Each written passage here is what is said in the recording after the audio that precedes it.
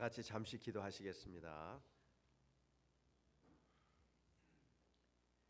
고마우신 아버지 하나님, 이 시간에 저희들 주의 말씀을 이제 대합니다. 주의 성령님이여 저희들 마음 가운데 함께 해주시어서 주의 말씀이 저희들 마음 가운데 떨어져서 많은 결실을 맺을 수 있도록 이 시간을 축복해 주시고 인도해 주셔서 하나님 앞에 많은 영광을 돌리는 그러한 저희들의 삶이 될 수 있도록 인도해 주시고, 이제 주님께서 인도하시는 귀한 성도님으로서 부족함이 없도록 역사해 주시어서 저희들뿐만이 아니고 모든 가족들과 또 모든 주위에 있는 분들이 저희들로 인해서 복을 받을 수 있도록 축복해 주시옵소서. 예수님의 이름으로 간절히 기도드리옵나이다. 아멘. 오늘 말씀의 제목은 성도의 사명이라는 제목을 통해서 저희들이 은혜를 나누도록 하겠습니다. 오늘 말씀 요한복음 21장 15절에서 19절 말씀을 이렇게 보시면은 주님께서 제자들을 찾아오시는 그 장면이 기록이 되어 있습니다. 그리고 세 가지로 부탁 말씀을 하십니다. 그들에게 내 양을 먹이라, 내 양을 먹이라, 내 양을 치라, 그리고 내 양을 먹이라, 이렇게 세 번을 말씀하시는 그 이유는 그만큼 간절하게 주님께서 그들로 하여금 하나님의 뜻을 이루라는 그러한 간절한 마음을 저희들이 읽을 수가 있습니다. 그들뿐만이 아니고 그 말씀을 저희들에게 주신 이유는 저희들도 주님께서 저희들에게 각자에게 원하시는 그 뜻들이 있는데 그 뜻을 말씀을 통해서 저희들이 이루어야 된다는 걸 또 간접적으로 말씀을 해 주시고 계시는 것입니다. 오늘은 예수님께서 부활하신 후에 첫 번째 주일을 맞이해서 예수님이 40일간의 세상의 신령한 형체로 계시면서 시간과 공간을 초월해서 다니시며 마지막 사명을 다하신 것들을 통해 은혜를 나누도록 하겠습니다. 이 시간 부활신앙을 가지신 여러분들의 마음의 문을 활짝 여시고 예수님께서 우리에게 하시는 말씀을 생명의 말씀으로, 여러분들의 생명의 말씀으로 받으시고 더 높고 깊은 신앙으로 나아가시는 여러분들 되시기를 주의 이름으로 축원드립니다. 예수님이 부활하신 후에 제일 먼저 찾아가신 곳이 어디입니까? 제자들이 모인 곳이었습니다. 성경에 보면 예수님은 제자들이 있는 곳을 수시로 방문을 하셨습니다. 그러나 제자들이 눈이 어두워서 예수님을 제대로 알아보지 못한 것들을 저희들이 볼 수가 있습니다. 제자들이 예루살렘 골방에 그들이 있으면은 예수님께서 그들을 찾아가셨습니다. 엠마오로 내려가면 그곳에도 함께 가셨습니다. 그리고 갈릴리로 가면 예수님도 그들과 함께 갈릴리로 또 가신 것을 저희들이 성경을 통해서 알 수가 있습니다. 부활 후 40일 동안 예수님의 행적을 자세히 살펴보면 늘 예수님은 그들이 원하든 원치 않든 함께 하신 것을 저희들이 볼 수가 있습니다. 왜 주님께서 부활 후에 늘 제자들과 함께 하셨을까요? 왜냐하면 제자들이 앞으로 주님을 대신해서 할 일들이 남아 있습니다. 사명이 있습니다. 그 일들을 가르쳐 주시기 위해서 그들을 일부러 찾아가신 것입니다. 그 세 가지로, 그 일들이 무엇인가 세 가지로 오늘 말씀을 통해서 저희들이 배워보고 주님께서 저희들에게 원하시는 그 일들이 또 무엇인가를 찾는 귀한 시간이 되시겠습니다. 첫째로 예수님께서 그 말씀대로 부활되신 것을 확인시켜 주시고, 예수님 자신이 부활되신 것을 확인시켜 주시고 다른 사람들에게 그 부활하신 예수님을 전하기를 원하셨습니다. 누가복음 24장 38절에서 39절 말씀을 보시면 예수께서 가라사대 어찌하여 두려워하여 어찌하여 마음에 의심이 일어나느냐, 내 손과 발을 보고 나인 줄 알라. 또 나를 만져보라. 내 영은 살과 뼈가 없으되 너희 보는 바와 같이 나는 있느니라. 마가복음 16장 14절의 말씀을 보시면은 그 후에 11 제자가 음식 먹을 때 예수께서 저희에게 나타나사 저희의 믿음 없는 것과 마음이 완악한 것을 꾸짖으시니 이는 자기가 자기의 살아난 것을 본 자들의 말을 믿지 아니함이로라. 여러분들 생각해 보세요. 왜 이 자리에 여러분들 계십니까? 왜 주님 앞에 나오셨습니까? 주님이 살아계셔서 부활하신 주님께서 살아계셔서 여러분들과 함께 하심을 믿기 때문에 나오신 거 아닙니까? 그 주님을 믿으시고 그 주님과 함께 하시고 그리고 여러분들이 그 주님께 기도할 때 기도가 응답되심을 믿기 때문에 여기에 나오신 거 아닙니까? 그 주님을 붙드세요. 그리고 함께 하시고 늘 주님과 동고동락하시는 여러분들 되시길 주의 이름으로 축원드립니다. 참 제자들은 믿음이 부족해서 예수님을 보면서도 예수님을 믿지 못했습니다. 그러니까 얼마나 예수님께서 답답하셨겠습니까? 이제 저희들도 어떻게 예수님이 우리와 함께 하심을 알겠습니까? 바로 성령님을 통해서 하시는 거예요.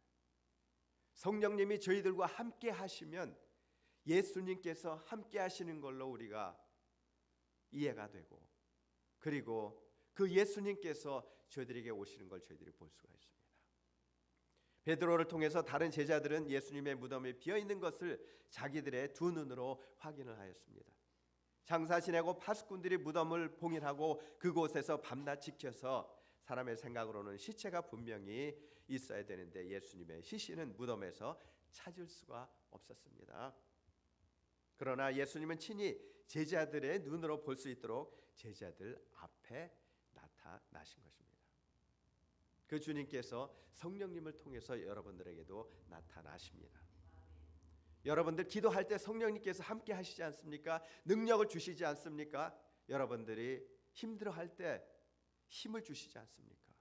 주님께서 함께 하시기 때문에 그런 것입니다. 아멘. 제자들이 주님의 부활을 믿어야 될 텐데 믿지 못하고 부활을 의심하였던 것입니다. 예수님은 갈릴리 주변에서 제자들과 같이 복음을 전하시면서 여러 차례 부활에 대해서 말씀을 하셨습니다. 그뿐만이 아니고 마지막 십자가를 지시러 예루살렘으로 올라가시면서 또 다시 장사된 지 3일 만에 내가 다시 살아날 것이다 이것을 말씀을 해주셨어요. 근데 그 말씀들을 까맣게 잊어버리고 또 믿지 못하는 그들의 마음을 봅니다. 그들뿐만이 아니고 때로는 저희들도 그렇습니다. 때로는 저희들이 주님의 은혜와 사랑을 많이 잊어버립니다. 자신을 의지할 때가 있습니다. 그때마다 주님께서 다시금 문을 두드리십니다. 우리 마음이 열려서 주님을 바라보는 그러한 신앙이 되어야 되겠습니다. 제자들이 의심하는 것이 예수님께서 보실 때 많이 답답하셨겠죠. 예수님께서 못 박힌 손과 창에 찔린 옆구리를 도마에게 만져보라 그랬습니다. 27절에 요한복음 20장 27절을 보니까 도마에게 이르시되 내 손가락을 이리 내밀어 내 손을 보고 내 손을 내밀어 내 옆구리를 넣어보라. 그리하고 믿음 없는 자가 되지 말고 믿는 자가 되라. 부활하신 예수님을 친히 만나 뵙고 만져보고 함께 하면서도 죽음에서 다시 사신 것을 의심했던 제자들을 보면서 우리 자신의 신앙 생활을 점검해 봅니다. 요한복음 20장 29절에 예수께서 가라사대 너는 나를 본 거로 믿느냐? 보지 못하고 믿는 자들은 복되도다 하시니라. 직접적으로 예수님을 보지 못하지만 성령님을 통해서 예수님을 믿고 의지하는 여러분들은 복된 것입니다. 아멘. 우리는 예수님의 부활을 우리의 눈으로 목격하지 못했어도 살아계신 주님께서 우리에게 성령으로 오셔서 함께해 주심을 믿습니다. 그리고 감사를 드립니다. 우리는 성경에 기록된 말씀들을 통해서 의심 없이 예수님께서 살아나신 것과 또 언젠가는 저는 분명히 믿습니다. 언젠가는 다시 오실 그 주님을 믿습니다. 그날을 생각하면요, 저는 너무나도 기뻐요. 현실이 힘들고 어려울 때, 주님 이제 언제인지는 모르겠지만 다시 오실 주님을 생각을 합니다. 그리고 주님께서 저희들에게 주실 그 은혜를 생각하면 너무나도 기쁩니다. 그리고 용기를 갖게 되는 것입니다. 여러분들도 힘들고 어려우세요? 때로는 고통의 날을 경험을 하십니까? 고통의 순간을 경험을 하십니까? 주님을 바라보세요. 다시 오실 주님을 바라보고 다시 여러분들을 일으켜 주실 주님을 바라보고 그리고 이제 기도해 보세요. 분명히 주님께서는 여러분들에게 힘과 능력과 용기를 주심을 저는 분명히 믿습니다. 사도 바울은 그가 다메섹 도상에서 부활하신 예수님을 만나 뵙고 절대로 의심하지 않았습니다. 그는 주님을 확신했습니다. 주님을 믿고 그리고 충성을 주님 앞에 다했습니다. 위대한 전도자 바울의 신앙을 한마디로 말하면 오직 예수. 오직 예수. 얼마나 멋있습니까? 그는 살아도 주를 위해서 죽어도 주를 위해서 삶을 살다가 간 귀한 그러한 이제 주님의 제자입니다. 비록 주님과 함께 하시지 않았지만은 이제 나중에 주님의 은혜를 입고 그리고 주님께 헌신을 하고 그리고 결국에는 주님을 위해서 목숨을 버렸습니다. 순교했습니다. 얼마나 귀한 신앙입니까? 한국에도 주님을 사랑하고 주님의 많은 은혜를 입은 많은 성도들이 계십니다. 특별히 북한에 보면은 주기철 목사님 같은 분들 순교했습니다. 이제 주님의 은혜를 바라보고 그리고 경험하고 그리고 많은 사람들에게 큰 영향을 끼치고 주님 앞에 갔습니다. 우리의 신앙은 어떻습니까? 이 시간은 다시 한번 예수님의 부활을 말씀 안에서 확인하시고 그 부활하신 주님께서 우리와 함께 하셔서 우리가 예수님만 바라보고 의지하며 따라가고 순종하는 그러한 신앙이 되어서 이 세상에서 우리를 향하신 하나님의 사명을 잘 감당하고 완수하고 그리고 주님 앞에 갔을 때 잘했다 칭찬받는 여러분들 되시기를 주의 이름으로 축원드립니다. 성도의 사명은 첫째로 예수님께서 그 말씀대로 부활되신 것을 확인시켜 주시고 전하기를 원하시는 그 사명을 저희들이 생각을 해보았습니다. 두 번째로 예수님께서는 우리에게 평강의 축복을 전하기를 원하십니다. 예수님께서 우리에게 평강의 축복을 전하기를 원하십니다. 누가복음 24장 36절을 보니까 이 말을 할 때 예수께서 친히 그 가운데 서서 가라사대 너희에게 평안이 있을지어다 그렇게 말씀하셨습니다. 요한복음 20장 19절에서 20절을 보니까 이날 곧 안식 후 첫날 저녁 때 제자들이 유대인들을 두려워하여 모인 곳에 문들을 닫았습니다. 예수께서 오셨습니다. 그리고 가라사대 너희에게 평강이 있을지어다 그렇게 말씀하셨습니다. 이 말씀을 하시고 손과 옆구리를 보이시니 제자들이 주님인 것을 알고 그들이 기뻐했다고 했습니다. 예수님은 제자들에게 의심하지 말라고 말씀하시고 평강이 있으라고 축복을 했는데 왜 평강의 축복을 예수님께서 강조를 하셨을까요?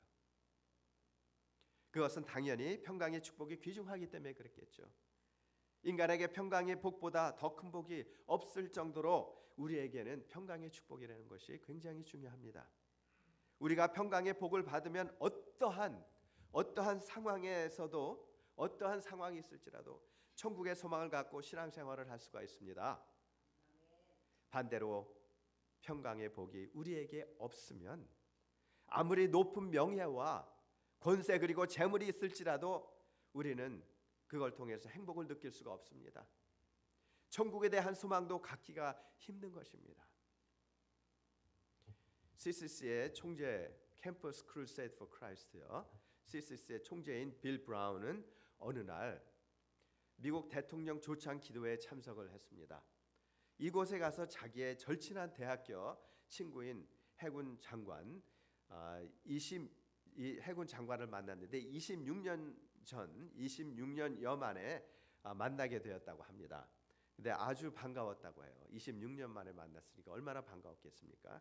그 가정이 사회적인 지위도 있고 여러 가지를 다 갖췄는데도 가정 분위기가 불안한 그러한 느낌을 받았습니다. 그래서 이분이 그에게 예수 그리스도를 전했습니다. 복음을 전했습니다. 또 그 당시에 가정의 막내 아들이 이분이 이제 알타가 죽은 직후에서 더욱 그를 위해서 간절히 기도하고 그리고 이제 전도하고 그리고 헤어졌다고 합니다. 그리고 얼마 후에 다시 만났습니다. 그 친구의 다른 딸이 아들하고 또 다른 딸이 있는데 그 딸이 임파선에 암이 생겨서 또 죽었다는 소식, 그 얘기를 들었어요. 얼마나 가슴이 무너지는 그러한 어려움입니까? 그래서 얼마나 슬픈가 이렇게 위로를 했다고 합니다. 그러니까 이분이 하는 얘기가, 아니야, 내가 내 딸을 생각할 때는 심히 슬프고 또 상상할 수 없을 정도로 비참했지만은 이 어려운 때 놀랍게도 하나님께서 이해할 수 없는 평안을 내게 주셨다네. 그렇습니다. 사람의 생각으로는 이해할 수